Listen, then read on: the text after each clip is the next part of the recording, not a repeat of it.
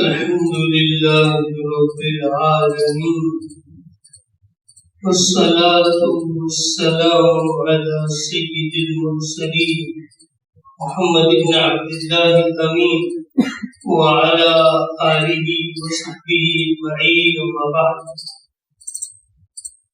أعوذ بالله من الشيطان الرجيم. بسم الله الرحمن الرحيم. وابتغ فيما آتاك الله الدار الآخرة ولا تنس نصيبك من الدنيا وأحسن كما أحسن الله إليك ولا تبغ الفساد في الأرض إن الله لا يحب المفسدين. سبحانك لا علم لنا إلا ما علمتنا إنك أنت العليم الحكيم. رب اشرح لي صدري ويسر لي أمري واحلل عقدة من لساني يفقهوا قولي. اللهم صل على محمد وعلى آل محمد كما صليت على إبراهيم وعلى آل إبراهيم إنك حميد مجيد.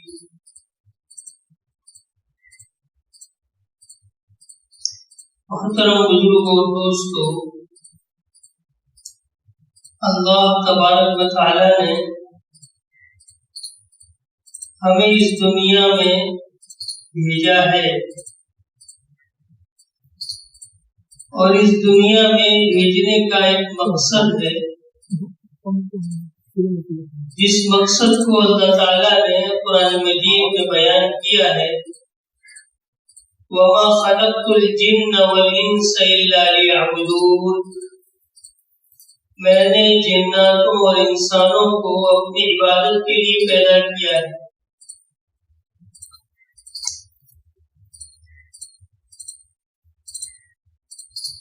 جب اللہ تبارک و تعالی نے ہمیں دنیا میں بھیجا تو دنیا کے اندر ہمارے ساتھ بہت ساری ضروریات بھی رکھی گئی، بہت ساری ذمہ داریاں بھی ہم پر ڈال دی گئی.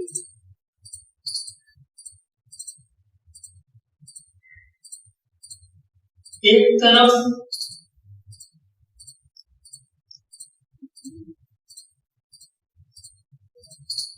اللہ تعالیٰ قرآن مجید میں فرماتے ہیں وَمَا مَتَاعُ الْحَيَاةِ الدُّنْيَا إِلَّا وَبِالَّ الْغَرُورِ. کہ دنیا کی زندگی جو ہے وہ دھوکہ ہے.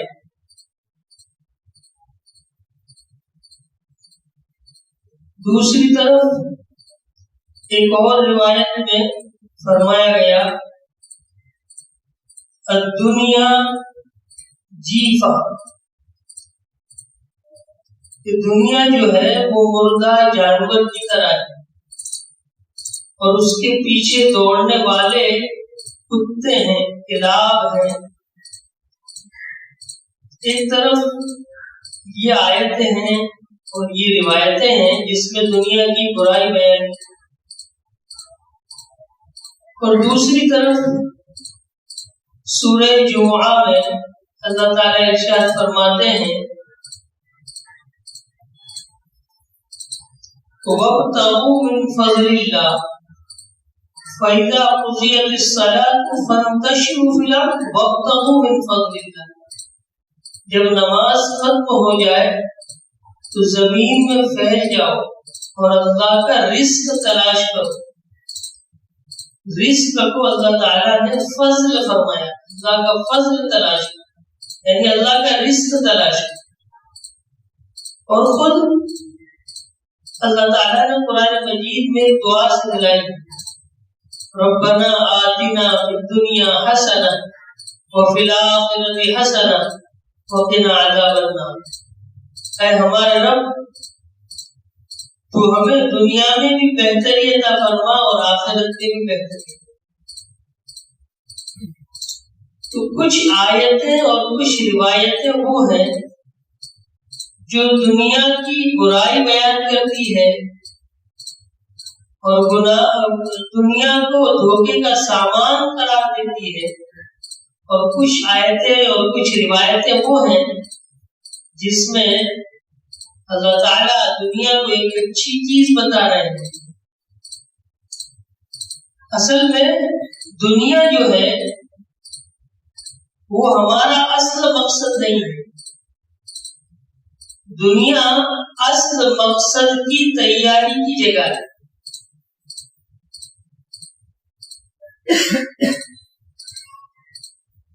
دنیا جو ہے وہ سیڑھی ہے جس سیڑھی کے ذریعے سے ہم اصل زندگی کی طرف جانے والے ہیں، یعنی آخرت کی طرف.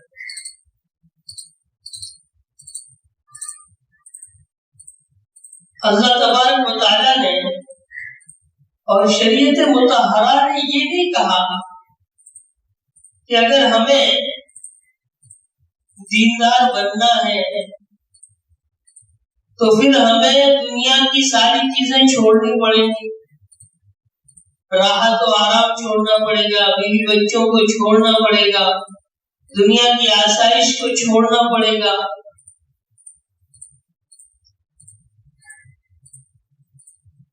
ہم دنیا کی چیزوں سے فائدہ نہیں اٹھا سکتے. تب جا کر ہمیں آخرت نصیب ہوگی، تب جا کر ہم دیندار بن سکتے ہیں. ایسا نہیں، بلکہ اسلام تو ایسی زندگی کی حوصلہ شکنی کرتا ہے، اس کو منع کرتا ہے. لا رہبانیت فی الاسلام، اسلام میں رہبانیت نہیں ہے، اسلام میں جوگی بنا نہیں ہے. جیسے عیسائیوں میں ہے کہ جب تک کوئی شخص دنیا کی زندگی کو چھوڑ نہ دے، ترک نہ کر دے، بیوی بچوں کو نہ چھوڑ دے، تب تک وہ راہب اور پادری نہیں بن سکتے. اور ہمارے برادران وطن کے یہاں بھی ایسا ہی ہے. اگر کسی کو سادھو سنت بننا ہے، جوگی بننا ہے، تو اس کو دنیا کو ترک کرنا پڑے. لیکن اسلام میں ایسا نہیں. اسلام کے اندر رہبانیت ہے ہی نہیں. اور خود ہم سب کے آقا اور مولا محمد مصطفیٰ احمد مشتبہ صلی اللہ علیہ وسلم نے پوری زندگی لوگوں کے درمیان رہ کر گزار کر یہ بتا دیا کہ انسان دنیا میں رہ کر آخرت کی تیاری کر سکتا ہے. تو دنیا کا معنی دنیا کی آسائش اور آرام حاصل کرنا اور دنیا میں شادی بیاہ کرنا، بیوی بچوں کے ساتھ کھیلنا کودنا، سیر و تفریح کرنا، یہ کوئی بری چیز نہیں ہے. اصل چیز جو ہے وہ یہ کہ ہم دنیا کی محبت ہمارے دل میں اس طرح نہ آ جائے کہ ہم آخرت کو فراموش کریں. دنیا کی محبت میں ہم ایسے پاگل نہ ہو جائیں کہ حلال اور حرام کی تمیز نہ رہے. شریعت مطہرہ نے جن چیزوں کا حکم دیا ہے، جن چیزوں کے کرنے کا حکم دیا ہے، اس سے ہم پیچھے ہٹے، اور جن سے روکا ہے اس کی طرف آگے بڑھے. تو دنیا کمانا یہ کوئی برا نہیں ہے. اللہ کے نبی صلی اللہ علیہ وسلم نے ملازمت بھی کی ہے، تجارت بھی کی ہے. صحابہ اکرام نے ملازمت کی بھی ہے، مزدوریاں بھی کی ہے، تجارتیں بھی کی. اور بعض تو اتنے بڑے مالدار تھے کہ جن کا سامان جو آتا تھا تو ہزاروں اونٹوں پر لگا ہوا ان کا سامان تھا تجارت کا سامان. اللہ تبارک و تعالیٰ نے ایسا نوازا. تو مقصد یہ ہے کہ دنیا کمانا یہ کوئی بری چیز نہیں ہے. دنیا کی آسائشیں اور آرام اور سہولتیں حاصل کرنا اور اس سے فائدہ اٹھانا یہ کوئی بری بات نہیں ہے. اصل یہ ہے کہ ہم اس دنیا کو اصل مقصد نہ سمجھیں. یہ ہماری اصلی منزل نہیں ہے. اصل منزل ہماری آخرت ہے، اور یہ بات تو طے ہے، اور ہم میں سے ہر ایک اس پر یقین رکھتا ہے کہ ہم میں سے ہر ایک کو موت آنی ہے۔ کوئی بھی شخص کتنا ہی بڑا ہو، کتنا ہی ذہین اور فقیر ہو، کتنا ہی مالدار ہو، کتنا ہی بڑا عالم ہو، اس کو اس بات کا یقین ہے کہ مجھے ایک دن مرنا ہے۔ تو انسان یہ سوچے کہ جب مجھے ایک دن مرنا ہے اور یہ زندگی اصل زندگی نہیں ہے، تو پھر ہمیں اللہ کے نبی صلی اللہ علیہ وسلم نے ہماری زندگی کا جو مقصد بتلایا ہے اس کو ہمیں سامنے رکھنا چاہیے۔ مولانا رومی نے اس کی ایک مثال دی کہ دنیا کی مثال ایک کشتی کی طرح ہے۔ کشتی بغیر پانی کے نہیں چل سکتی، چل سکتی ہے؟ کشتی بغیر پانی کے نہیں چل سکتی۔ کشتی کو اگر چلانا ہے تو اس کے لیے پانی لازم ہے، لیکن شرط یہ ہے کہ یہ کشتی اس وقت چلتی رہے گی اور آپ کے سامان کو اور آپ کو آپ کی منزل مقصود تک پہنچائے گی جب تک کہ یہ پانی اس کے آس پاس رہے، اس کے نیچے رہے۔ اگر یہی پانی کشتی کے اندر آ جائے تو پھر یہ کشتی کو ڈبو دے گی۔ بالکل یہی مثال دنیا کی ہے کہ اللہ تبارک و تعالیٰ نے ہمیں دنیا میں بھیجا ہے تو ہمیں دنیا کی چیزوں سے فائدہ اٹھانا ہے، وہ سارے کام کرنے ہیں جو کام انسان کی فطرت سے لگے ہوئے ہیں۔ جب انسان دنیا میں آیا ہے تو اس کو بھوک بھی لگے گی، پیاس بھی لگے گی، اس کو کھانے کی ضرورت ہے، پینے کی ضرورت ہے، اور اس کے لیے اس کو کمانے کی ضرورت ہے، اور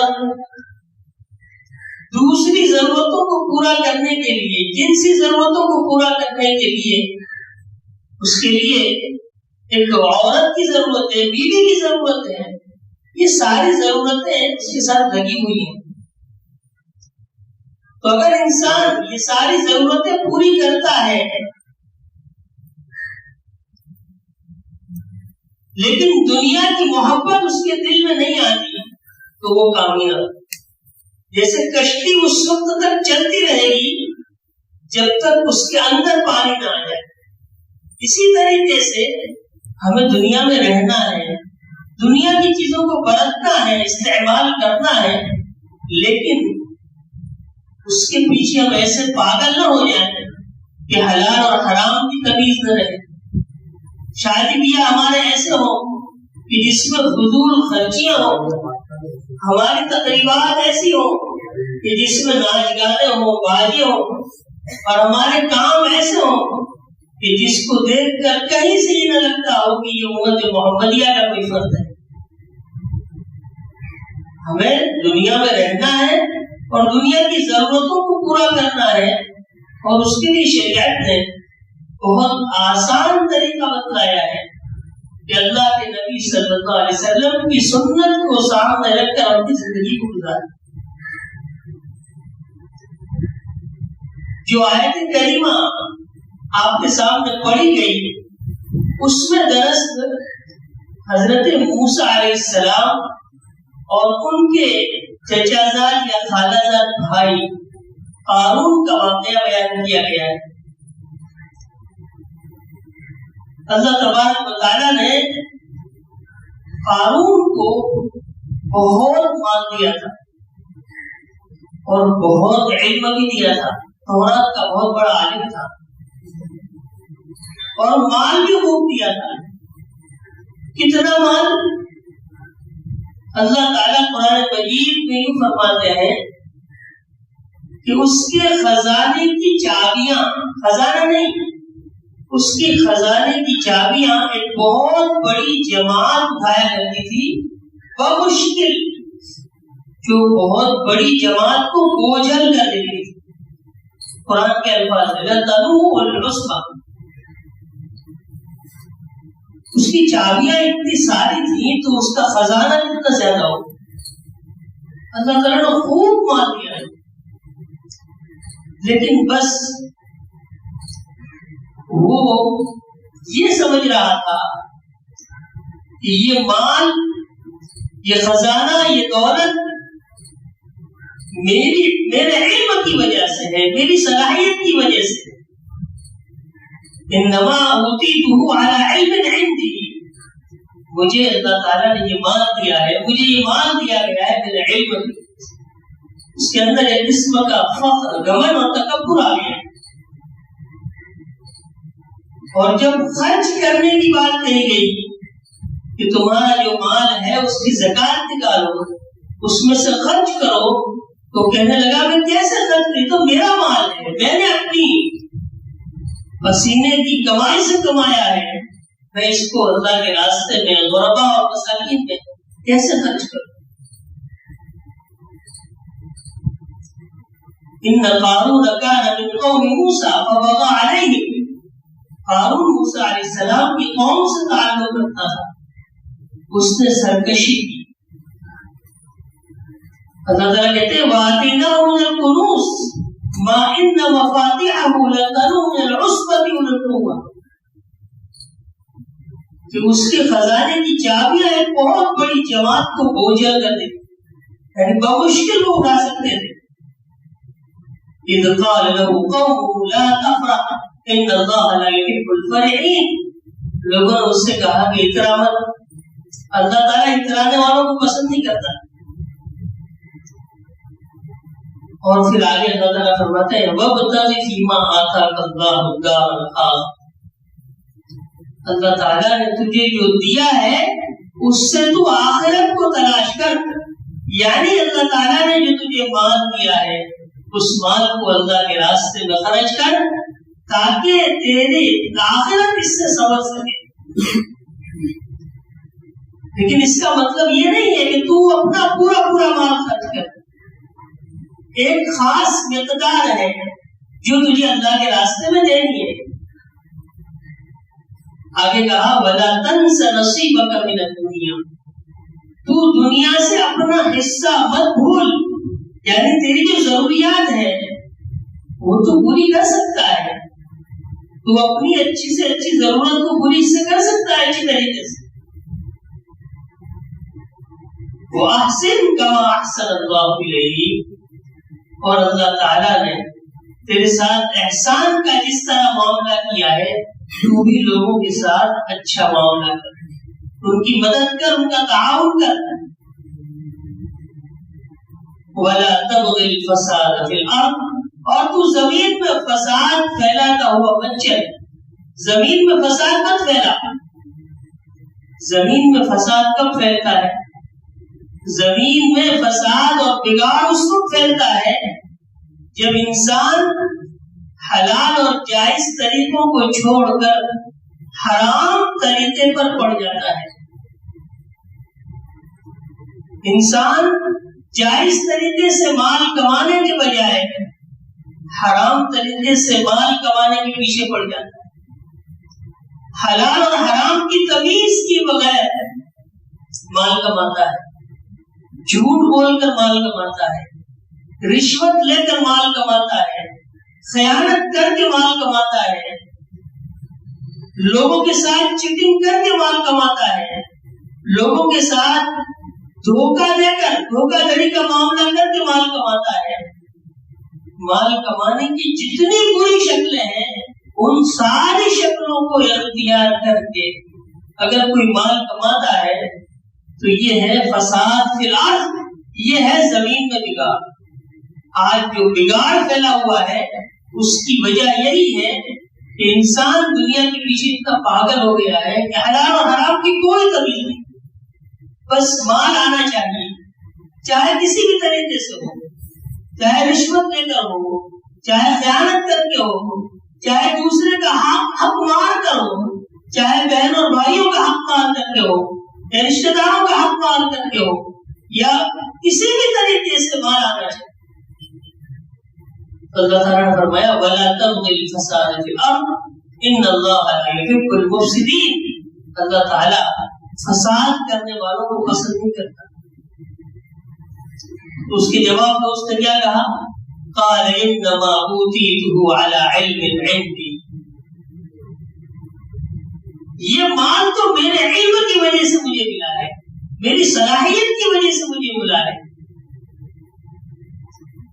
اللہ تعالیٰ آگے ارشاد فرماتے ہیں کہ کیا اس کو پتا نہیں ہے کہ ہم نے اس سے پہلے بہت سارے لوگوں کو جن کے پاس خوب مال تھا، جن کے پاس بہترین صلاحیتیں تھی، جو پہاڑوں میں اپنے گھروں کو تراشتے تھے، اور جو جن کو اللہ تعالیٰ نے صحت اور تندرستی عطا فرمائی تھی، بڑے ڈیل ڈول عطا کیے تھے، خوب مال دیا تھا، وہ سب کے سب ہلاک ہو گئے.